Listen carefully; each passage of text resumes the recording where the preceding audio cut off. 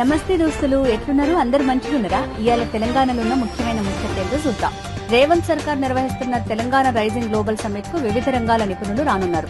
సామాజిక, ఆర్థిక పరిశ్రమలు తదితర రంగాలలో ముఖ్యులు, నిపుణులతోటి తెలంగాణ ప్రగతి మీద చర్చలు జరగనున్నాయి.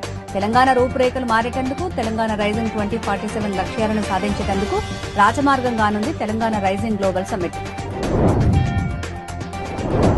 డ్రగ్స్ ని అరికట్టేందుకు ఏర్పాటు చేసిన ఈగల్ మరోసారి భారీ ఆపరేషన్ చేపట్టింది. కొంపల్లిలోని మల్నాడు రెస్టారెంట్ కేసు దర్యాప్తులో భాగంగా డ్రగ్ డీలర్ ను గుర్తించేందుకు ప్రత్యేక నిఘా పెట్టింది. నైజీరియా టీంలతోటి కలిసి వివేక్ డ్రగ్ డీలర్ గా వ్యవహరిస్తున్నారని పోలీస్ దర్యాప్తులో తేలింది. ఢిల్లీ క్రైమ్ బ్రాంచ్ తోటి ఈ రాకెట్ ను ఛేదించింది మన ఈగల్ టీం. చైనా, జపాన్ల స్థాయికి చేరటమే లక్ష్యంగా తెలంగాణ రైజింగ్ 2047 పాలసీని రూపొందించాలని సీఎం రేవంత్ ఆదేశించిండు. ప్రపంచంతో పోటీ పడేటట్టు రాష్ట్ర యువతల నైపుణ్యాలను తీర్చిదిద్దాలని చెప్పిండు. తెలంగాణ రైజింగ్ గ్లోబల్ సమ్మిట్ ఏర్పాట్లకు సంబంధించిన సమీక్షలో పలు ఆదేశాలు ఇచ్చిండు సీఎం రేవంత్.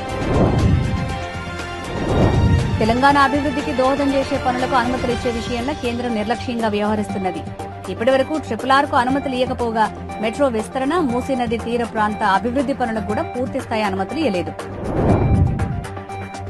పంచాయతీ ఎన్నికలలో నామినేషన్లు జోరుగా సాగుతున్నాయి. పార్టీలకు గుర్తులు లేకుండా ఈ ఎన్నికలు జరుగుతున్నా గులాబీ పార్టీ తొలుత హడావుడి చేసింది. అయితే తాము మద్దతు ఇస్తామని చెప్పినా ఆ పార్టీకి అభ్యర్థులు దొరుకుతలేరు. ఇక ఈయుల్లా తెలంగాణలో ఉన్న ముఖ్యమైన ముచ్చట్లు, మంచి ముచ్చట్లతోటి మళ్ళా రేపు కలుద్దాం. క్షణార్థులు.